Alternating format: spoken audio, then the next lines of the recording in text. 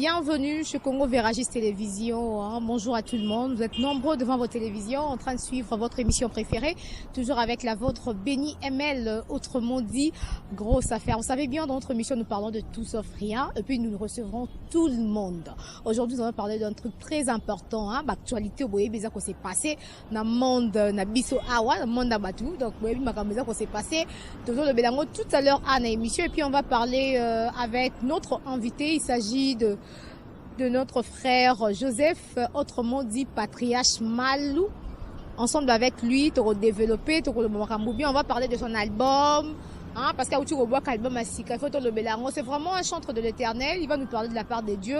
Et puis, tu as solo là, vraiment, tout, ça s'est passé, parce que comme il aura Wendy. Donc, ensemble avec lui, on va développer. Donc, avant de lui passer le micro, j'aimerais d'abord dire un grand merci à notre boss, M. Giscard Loko Fedboulou, depuis les États-Unis. Bonjour à vous et à toute la famille. La bande de tout besoin de partout. Vous avez vraiment ébélé à la base de Béni ML, grosse affaire. Là, je vois directement Axel, maman des garçons, Jojo Mwamba, Enoch, Glody Konzet depuis les États-Unis. Salutations à toi.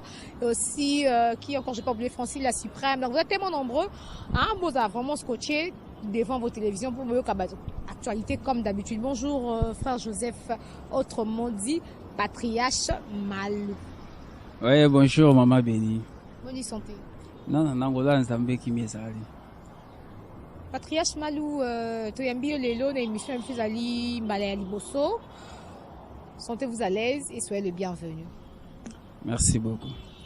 Patriarche Malou, tu lingi to le Belazali, chantre de l'éternel, Moyembi, Yankolo, au but comme ça album, outil, et ça l'a fait succès, na Kin Awa, et bimi il n'y a pas longtemps, album Mes mots pour toi.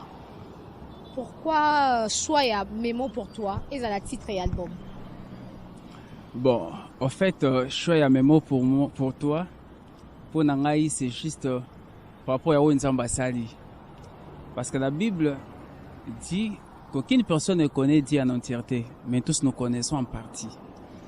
Mais Dieu, au travers les temps, il s'est révélé dans Batunae selon puissance oyo ndenga se manifester là qui est pas ya moto. C'est ainsi que vous verrez qu'il y a pour certaines personnes ndenga se manifesta, il est le Jéhovah Jireh pour nabamsusu azali Jéhovah Rapha, bamsusu azali Seigneur, bamsusu azali roi, ça dépend ya lolenge oyo nzamba se manifesta et pas ya moto na moto selon baka oyo nzamba intervenaki. C'est ce qui fait pour moi par rapport à tout ce que le Seigneur a fait. Par rapport aux news, toujours comme ça, c'est ainsi que je dis mes mots pour toi. C'est-à-dire pour nanga ce qu'il est.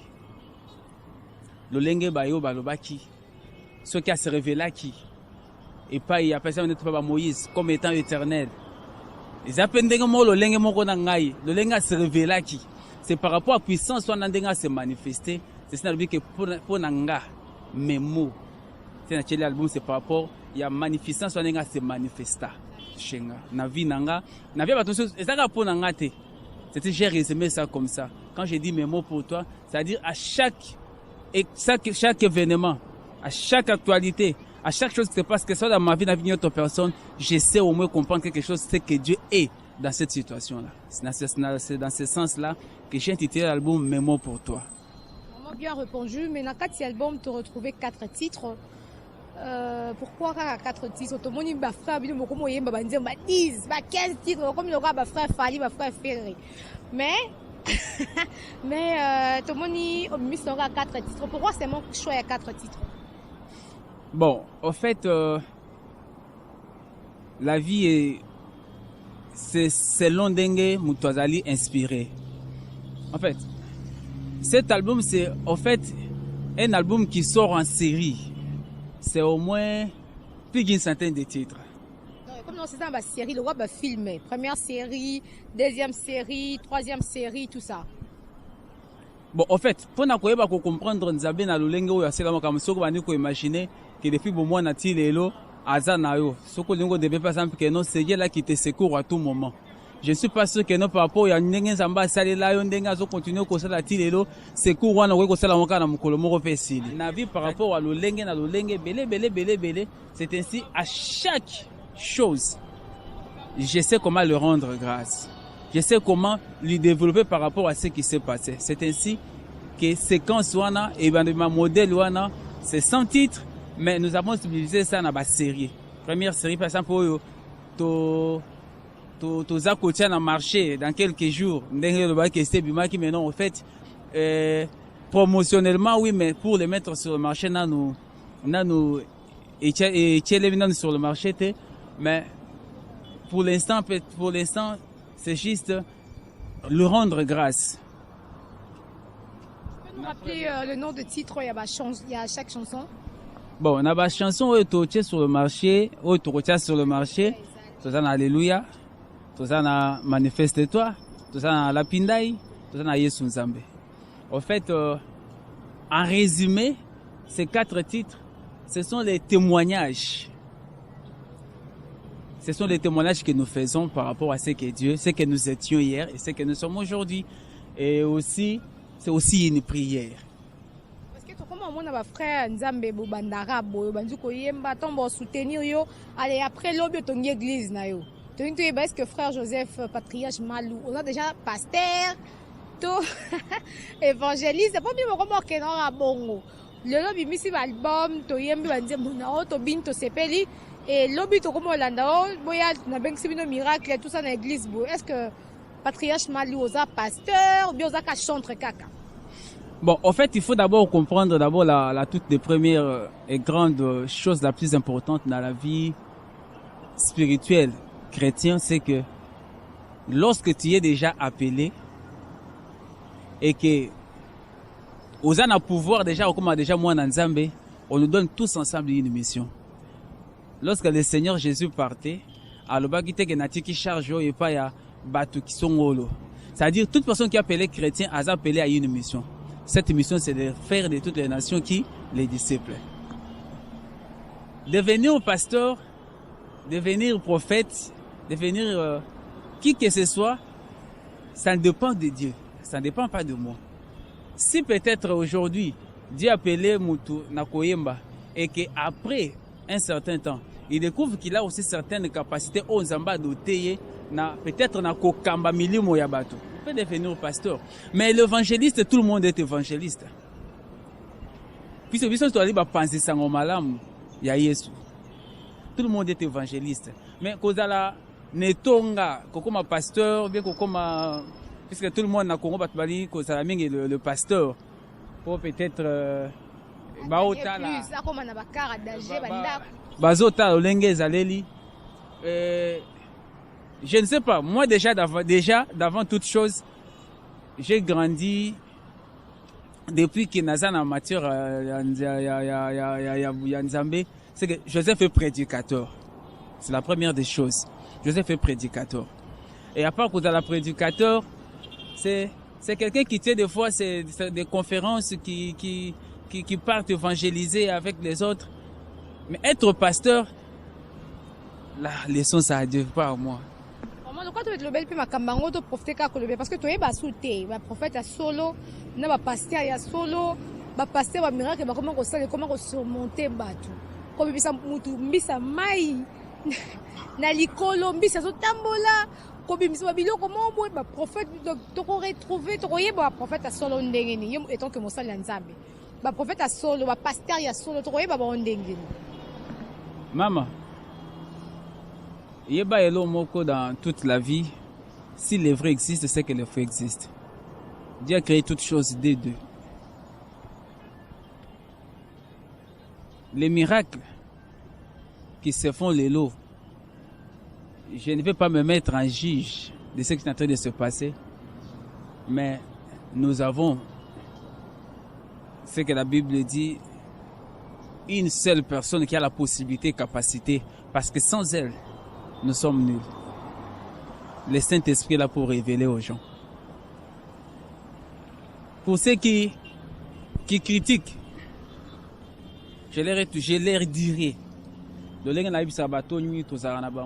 c'est qu'ils doivent fournir un effort.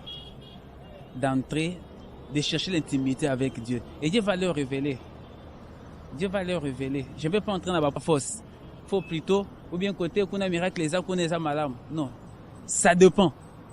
Mais est-il vrai qu'il y a des vrais miracles, il y a des faux miracles?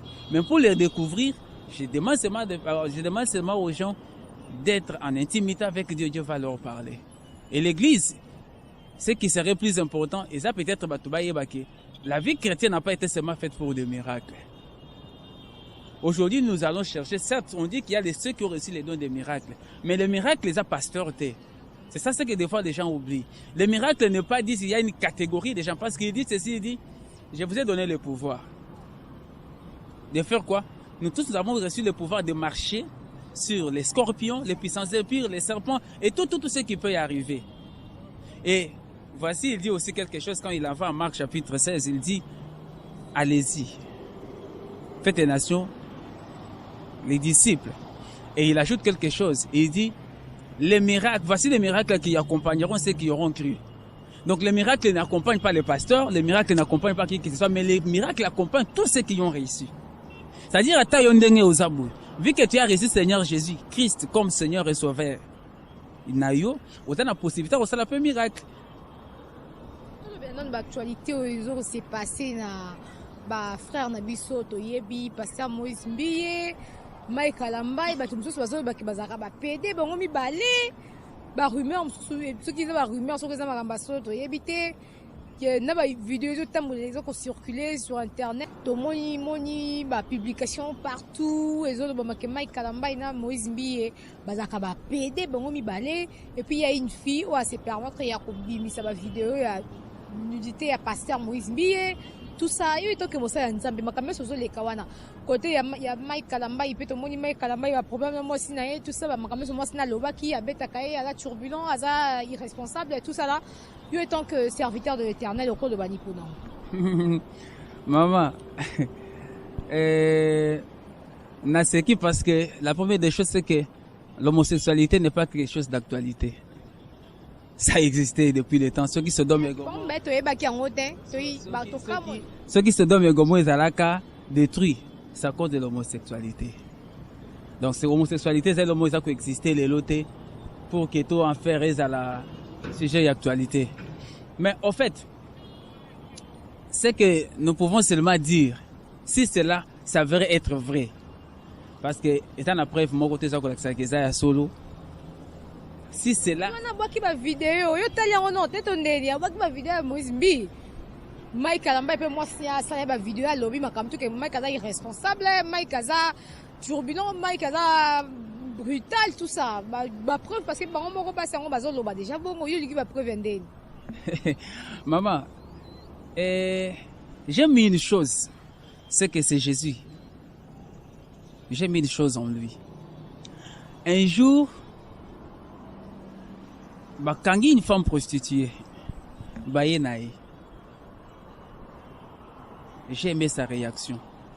Tout le monde voulait dire par rapport à ce que disait la loi. C'est-à-dire, lapidez-moi si. Mais il a dit une chose. Oui, c'est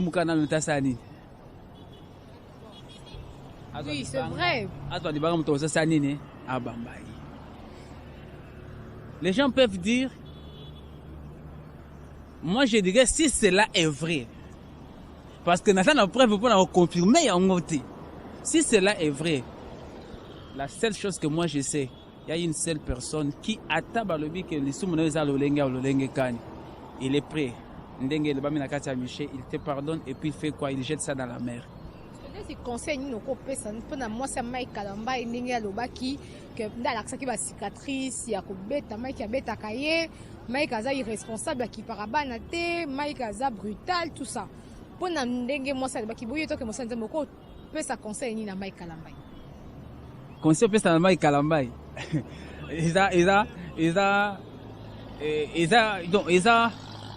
question moi aux autres les autres à la ils pas cité.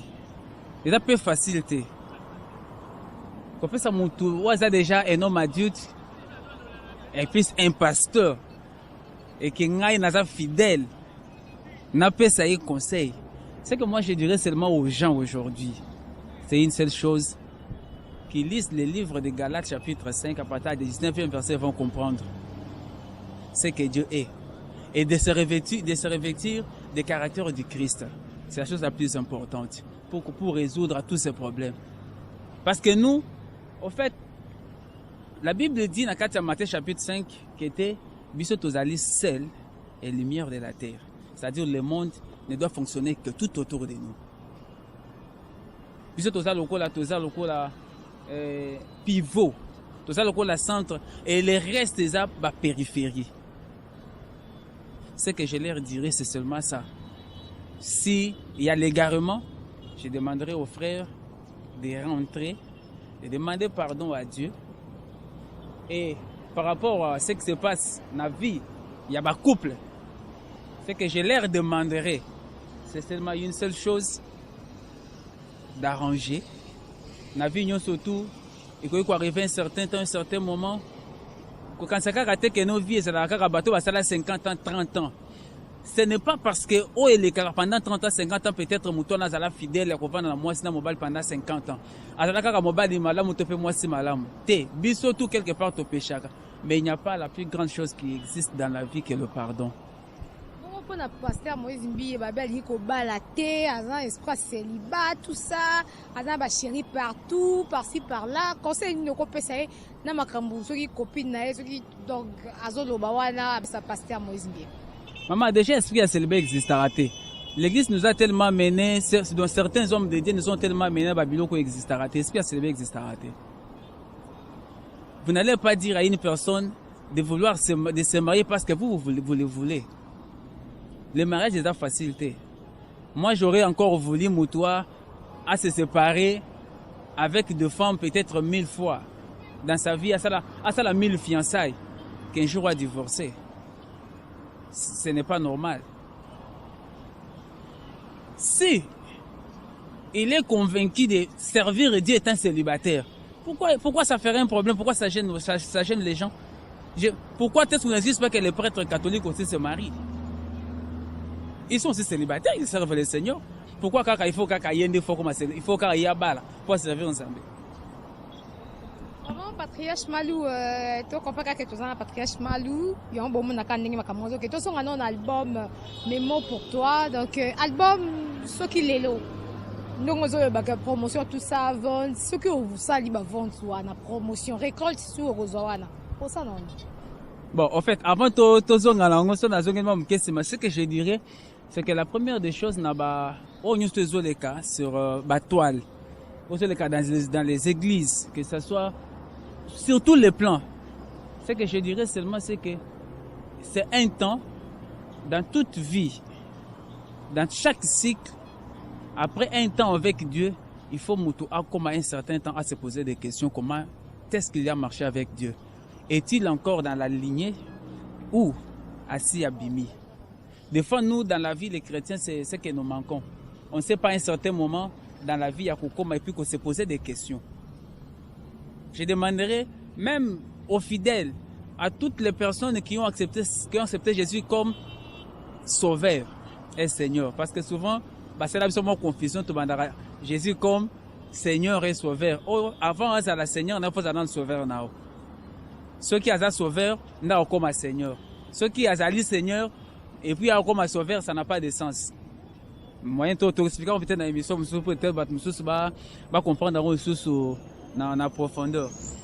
Bon, par rapport à ce qui va se passer dans l'album Oyo, que nous considérons comme étant un album prémisse, sur les 100 chansons que nous allons mettre sur le marché dans les jours à venir, mais les 4 Oyo, ils ont déjà préféré pour être consommés dans le peuple Nzambegno surtout, c'est que dans ce monde, la Bible dit que Jésus marchait de lieu en lieu, faisait du bien. Jésus ne faisait pas seulement des miracles comme les gens nous le disent. On nous montre seulement l'aspect miracle, mais on ne montre jamais l'aspect de la bienfaisance de Jésus. Les gens ne nous montrent pas ça. La Bible dit il marchait de ville en ville, de village en village, faisant du bien. Et par exemple, il y a bien Jésus dans ça, bien, ils ont tellement ébellé que Ce qui te dit bana ko détailler bola tanga biso ka ta moite bat baye bat ba to ko tika ta ignorance te bat bola na biso baye ba mo quelque chose bola oyo nzamba za ko sala le kimas est-ce que ibike ce qui naza ko le kananzela nakuta na mutu moko aza akeleli et que na tienne loboko na ngana bimis quelque chose na pesi za bola na saleli non. Et puis Bible lobby ce qui Bible lobby na kata de ton nom quelque part Bible lobby que Dieu ne t'a pas donné de la richesse pour kanga maboko pour na mobola, mais c'est pour que tu ouvres ça. Quand Dieu te donne, ce n'est pas seulement pour toi, mais Dieu te donne pour que tu puisses aussi faire du bien aux autres. Donc c'est toi bien quand le les albums moko il y a bienfaisance. C'est-à-dire ce que nous avons, nous les donnons à ceux qui manquent. Parce que les gens oublient, autant que dans la question mon lobby non, peut-être bachin toi n'est pas comme ba pasteur pour passer ba dip, ba sera ba dim. Oui, parce que ba tubalingi ba solo a dim trop, ba tubalingi ba dip mingi. Les gens doivent comprendre par la première des choses qu'en commençant toute chose, la religion chrétienne c'est une religion des pauvres. Mais question est-ce que nous répondre en hauteur n'a qu'à répondre yo que les gens comprennent d'abord que la religion chrétienne c'est la religion des pauvres. Les gens doivent comprendre d'abord ça. La richesse de ce monde ne sont que des moyens qui nous permettent. Parce que quand la Bible il dit que l'esprit m'a oint pour annoncer la bonne nouvelle. La bonne nouvelle, c'est ce qu'il dit. Maintenant, la bonne nouvelle que nous allons annoncer aux pauvres dans cet album, c'est que tout ce que nous allons récolter, tout ce que nous allons avoir, c'est pour aider, pour soutenir ces pauvres, pour soutenir toutes les nécessités, toutes les personnes vulnérables par rapport à certaines organisations où déjà ils travaillent en Abango, où tous en contact. Nous nous sommes dit, c'est un album caritatif, tout ce que nous allons avoir, et à la moukier, et à la ébélé, nous allons mettre ça en vente parce que dans proverbe venait, il dit, excusez,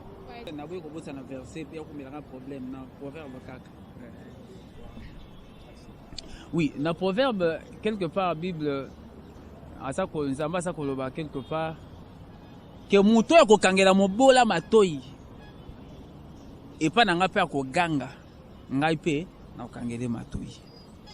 Donc album oyo toza ko tia sur le marché ezali que toza ko organiser pour na ko soutenir ba tout nyonso tout selon catégorie. Toza ba victime ya atrocité ya ba guerre bazali.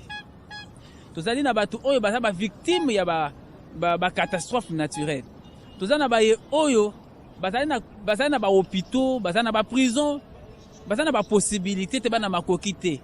Et que biso ba oyo toza na mwa makoki ya muke soki pe ya ebele esengeli toka boya na bango. Yango biso album oyo ezali ko album prémisse na biso esika nyonso ndeko mwasi mobali okomona yango koza na makoki osombi eza na ngona moindre coup osombi mbongo wana osombi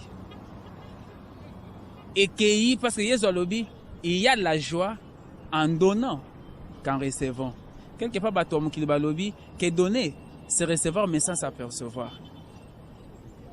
Donc ceux qui omoni bisika nyonso baza koteka yango soki na moni esika nyonso eza koleka et koza na moyen ya kosomba yango somba parce que oyo oza kosala un jour bola mo osalaki et ko lobela o quelque part puisque naza kokanisa un jour le roi Ézéchias baye ko annoncer ye kaza kokufa et pas prophète Élie mais alele pa nzamba le Seigneur souviens-toi na marchaki droit liboso nao souviens-toi de ces bienfaits là quelque part au mutmo wa salaki et que bola mo sanine et lobela ki ye yango kanga motema te esika nyonso tu ozali somba mosolo oyo kopesa biso eza te po biso todondwa nango eza te po biso tosomba mituka eza te po biso tosomba mapango te mais oyo oza kopesa eza juste pour soutenir papa moko maman moko aza quelque part peut-être que yo oyebi ye te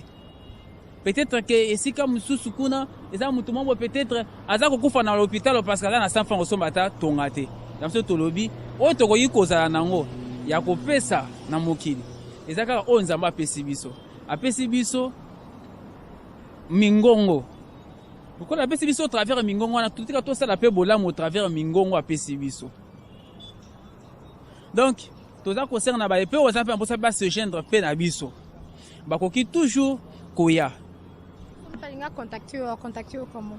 Oui, ceux qui mutu alingi a contacter nga encore contacter ngai na ba numéro WhatsApp, soit numéro d'appel, soit sur Facebook ou bien Twitter. Possibilité, il y a repasser numéro nayo. Peut-être que ça pour contacter avec. Oui, pour nabayo, batana pour ça peut-être tous en contact na bango, soit batana pour ça ko tchape le boko na makamon parce que nous disons déjà pour commencer c'est un album que nous produisons nous-mêmes, que nous-mêmes nous faisons tout. Et que ce batumsu batana pour ça pas quoi léger biso pétage, c'est tout batana à l'étranger parce que tout ça peut-être na ma possibilité ko faire duplication et que continue dans les bandes ya mboka. Mais ce bazana na possibilité ba que peut-être na charge donc il va muso que était non ngai na ville Kingani na ngina zo charge ya album wana. C'est-à-dire totindeli yo to téléphone. Oui, totindeli yo droit aux yeux droit ya duplication ya vente ya nyonso makonyo so yo kozwa. Après totinde puis après ko sanga so to sanga après autant de mots to fixé puis à vente to sangi c'est prêt to mener action wana. Bon, pour na contact ko benga biso na plus 243 81 53 86 616 soit plus 243 85 059 64 68 na Facebook Patriarche Malou, na Instagram Patriarche Malou, Twitter Joseph Malou. Vous pouvez toujours contacter biso toza disponible pour recevoir bino quel que soit le temps, quel que soit les moments, sans problème toko yambape toko solola. Frère Joseph Patriarche Malou toko vraiment na suka ba dédicace ça to kabona parce que moi molili. Ceux qui n'ont bien ça la dédicace ba tout chose ba kosilika. Mais la plus grande et bonne dédicace na koyiko ça là c'est d'abord na ba peuple nyon surtout ya Nzambe. Une seule chose c'est que le monde ne puisse pas nous distraire. Nous sommes pendant les temps où le diable est tenté de multiplier plusieurs stratégies pour commettre ainsi un péril vie à la base à l'Nzambe à la base Nzambe. Totika là toujours vigilant pour que totika la bango na tenté. Totika wo eza kolobama na ba réseaux sociaux, wo eza kolobama peut-être na mato na biso fa to ça ko disco ko sommer peu ko un peu change na bango. Totika yango ba loba parce que souviens-toi un jour Yesu après l'histoire kanaye baye kolene baza atuni Pierre même tike les autres la suka kaka naye azoti na siko likambo a champ mais et lui Yesu alibi que non lui là c'est un problème na ote toi fais quoi suis-moi les gens disent que les gens critiquent mais toi de tout ce que les gens tous en train de dire toi suis Jésus c'est la chose la plus importante on a ko senga na bande ko na biso na ko conseiller na baninga batu baloba kwa faiblir foi na yote na yebi ke na wezo loba na ba réseaux sociaux batu mingi ba perdre foi yo ko landa o mokile zolo baté tala objectif na yo c'est Jésus. Voilà, je vous aime, que notre Dieu vous bénisse biska nyo surtout oza wo landi biso tika Nzambe alola ayeba ko pambola. Patriarche Malou na invitation na biso de répondre. Merci à Mandeko tout banda qui biso de partout. Merci l'équipe technique qui accompagne Lelo grâce derrière la caméra, Jack Pot à la réalisation. Merci Nabino tout. Vous accueillez Belé, je vous apporte. N'hésitez pas à nous écrire après l'émission sur les commentaires ou avec le numéro affiché au bas de vos écrans. Je vous retrouve très prochainement. Bye.